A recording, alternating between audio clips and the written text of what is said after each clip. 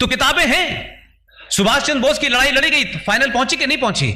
इसी तरह एक झूठ जैसी आता है, अब नया चलने लगा है। सुभाष चंद्र बोस में फंस गए वो लोग, अब नहीं कुछ कहते। तो आप कहते हैं वीर सावरकर ने माफी मांगी थी, उसके लिए भी हम लोगों ने इंतजाम कर दिया है, तबीयत से किया है। अभी हमने जेएनयू में 3-3 घंटे का 2 बार सावरकर पे हमने नाटक किया, कोई चिल्लाने नहीं आया भारत तेरे टुकड़े होंगे। उनको लगा वीर सावरकर जेएनयू में आ गए हैं तो अब टुकड़े किसके होंगे ये तय हो चुका है। आप कन्विक्शन के साथ काम कीजिए। पूरी मुहिम हम लोगों ने देश में छोड़ी हुई है कि 2-3 झूठ सावरकर के बारे में जो है वो कोई मेरी किताब से नहीं है। जो लोग सावरकर के बारे में आज ये तय कर रहे हैं कि वो वीर नहीं थे, राजस्थान के मुख्यमंत्री ने कहा वो वीर नहीं थे क्योंकि वो खुद बहुत वीर हैं। उनकी वीरता का चमत्कार सबने देखा है, 70 साल से 10 जनपद की जूतियों में पड़े थे। उन्होंने कहा कि वीर नहीं है, उन्होंने किताब से हटा दिया। भाई चलिए आपकी सरकार आ गई, आप यही तो कर सकते हो, उससे ज्यादा तो कुछ नहीं कर सकते। लेकिन कुछ तथ्य पब्लिक डोमेन में मैं देना चाहता हूं। श्रीमती इंदिरा गांधी ने अपने पर्सनल अकाउंट से 11,000 रुपए का चेक वीर सावरकर स्मारक को दिया और एक फंक्शन में उनको इनवाइट किया गया। उनके हाथ की सिग्नेचर है ओरिजिनल, और उन्होंने कहा कि वीर सावरकर जैसा सपूत भारत ने पैदा किया, इसके लिए गर्व है मुझे। अब अगर इंदिरा गांधी ये कह रही हैं तो गहलोत जी जो अपना नाम ढंग से नहीं ले पाते वो वीर सावरकर का क्या लेंगे? वो वीर सावरकर को सर्टिफिकेट देंगे? इनकी ये हैसियत है इन दोनों की कि ये वीर सावरकर के ऊपर उंगली उठाएंगे? क्योंकि उनको ये बताया गया है कि जब वीर सावरकर बिलपिट मोरिया से कूद रहे थे समुद्र में, तब नेहरू जी कहां कूद रहे थे पता नहीं चला, किसी को पता नहीं चला कौन सी जगह कूद रहे थे।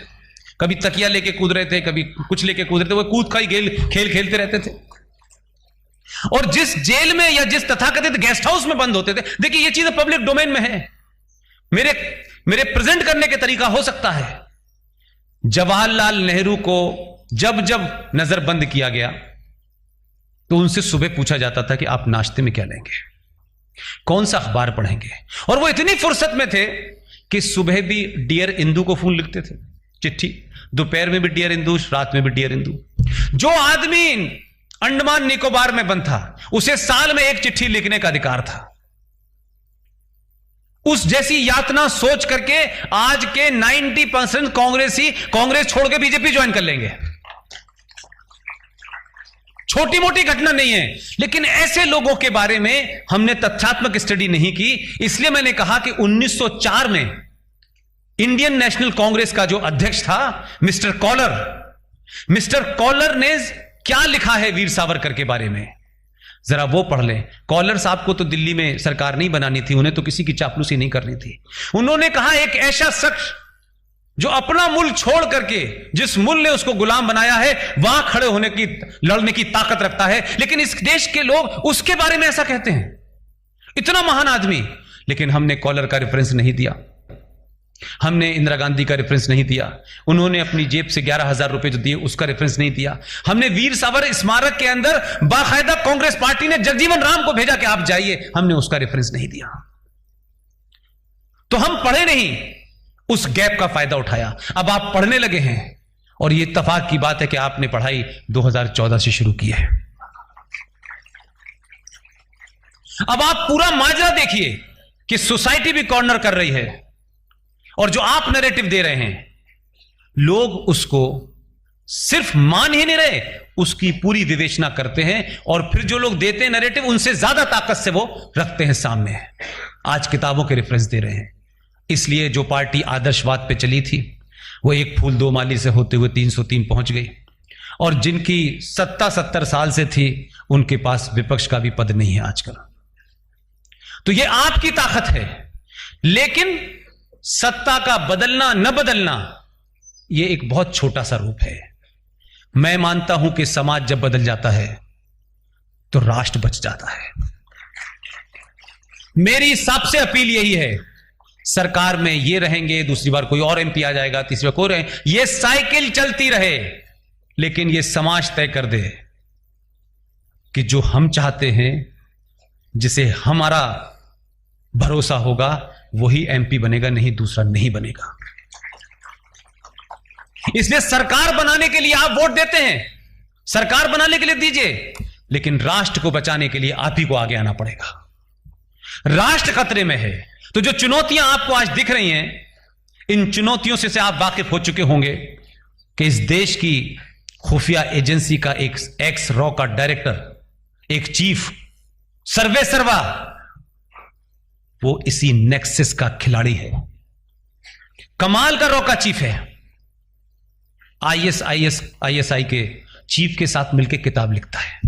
कमाल का गठजोड़ है भाई।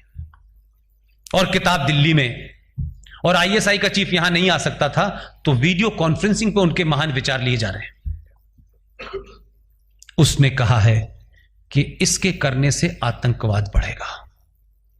एक इंडस्ट्री चल रही थी कश्मीर के नाम पे, जिसमें खरबों रुपया इन्वेस्ट था, खरबों रुपया था।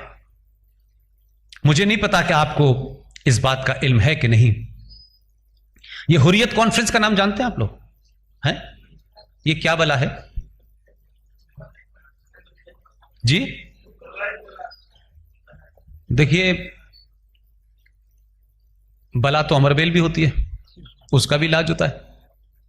1993 में यूएस के डिफेंस सेक्रेटरी और शायद फॉरेन सेक्रेटरी राफेल और पाकिस्तान के फॉरेन सेक्रेटरी रियाज खोकर, ये उन दोनों की राजनीति की नाजायज औलाद है। इसलिए सक्सेसिव सरकारें आई। मेरी बात को ध्यान से सुनिएगा। सक्सेसिव सरकारें आई, ये 93 में बनी, और इनको कहा गया कि ये हमारे लोग हैं, इनको आप नहीं छेड़ेंगे। उसमें अमेरिका का बड़ा रोल था। इसलिए आपके यहां जब सरकारें आई, तो ये बात सार्वजनिक मंचों पे सरकारें नहीं बता सकती, उनकी मजबूरियां होती हैं, और नहीं भी बतानी चाहिए। हजारों कंप्रोमाइजेज ऐसे होते हैं इस देश में कि किन कारणों से आप करते हैं, जब समय आता है तो आप उसको समाप्त कर देते हैं। 93 से लेकर के 2014 तक उनका सालाना बजट 100 करोड़ रुपए था, जो केंद्र सरकार उठाती थी। उनके चलने उठने बैठने, दवा, पेट्रोल, सब कुछ, क्योंकि आपकी स्थिति वो नहीं थी कि आप अमेरिका को जवाब दे सके। आपकी जब स्थिति आई तो अमेरिका ने कहा कि अब हमारा उनसे कोई लेना देना, आप जो दिल चाहे करें। मैं बार बार अपनी कोई घटना का जिक्र इसलिए आपके अंदर वो पुरुषार्थ पैदा करना चाहता हूं। आपने मोदी पैदा किया, आपने अमित शाह पैदा किए, और भी आप करेंगे, लेकिन आप ये माने कि सिर्फ 2 लोगों से देश नहीं बचेगा। हजारों ऐसे एजेंडे चल रहे हैं जो आपको आने वाले दिनों में नजर आएंगे। और इसके बाद जो चुनौतियां हैं वो खतरनाक चुनौतियां हैं। उसमें समाज की भागीदारी जरूरी है। और आपके सोने से क्या हुआ? आप गुजरात के लोग हैं, आपने बाहर वालों को गले लगाया। पूरे देश में हमारे यहां एक मानसिकता बन गई है, हर काम सरकार करेगी। ये नहीं हो रहा, सरकार क्यों नहीं कर रही? और अब तो मजबूरी होगी कि सरकार का मतलब मोदी हो गया है। हर आदमी कहता है मोदी ने, बताओ कल पूछा क्यों नहीं कि हम सही टाइम पर सो गए? अब इतना हम उम्मीद करने लगे हैं, क्योंकि एक आदमी समाज के प्रति जवाबदेह होना हो रहा है, तो अब आप कहते हैं नहीं, अब तो हमारी पर्सनल 1 to 1 बात सुनो भाई। आपकी खामोशी ने और इग्नोरेंस ने इस देश में 5 करोड़ बांग्लादेशी बस गए। आपकी खामोशी की वजह से जिस हिंदुस्तान के हिंदू और मुसलमान को जम्मू कश्मीर में जाने बसने, नौकरी, कारोबार करने के लिए परमिशन लेनी होती थी वहां की सरकार की कि आप हमें नागरिकता देंगे, तब आप वहां जाएंगे, तब आप बस सकते हैं, तब नौकरी कर सकते हैं, तब चुनाव लड़ सकते हैं, तब वोट डाल सकते हैं। वहां 98,000 रोहिंग्या मुसलमान बर्मा से चल के पहुंच गया हमारे देश में, उस पर चर्चा नहीं हुई। उनके पास आधार भी है, उनके पास राशन कार्ड भी है, बिजली का बिल है। अब वो बस गए। कुछ दिन बाद ये होगा कि बच्चा छोड़ो भाई, अब क्या करें, इनको कहां निकालें, खत्म कहानी। इस देश में जो लोग सीधे तौर पे सत्ता पे नहीं पहुंच सकते, उन्होंने एक नया फॉर्मूला निकाला है कि इस देश में डेमोग्राफी चेंज कर दो। और ये डेमोग्राफी चेंज करने का जो पहला उदाहरण है वो भी उसी जन्नत से आया है जिस जन्नत को सही में जन्नत बनाने निकला एक आदमी। हमने कुछ कुछ घटनाओं के बारे में कभी चिंता ही नहीं की। एक शख्स मुफ्ती मोहम्मद सईद 86 में चीफ मिनिस्टर था।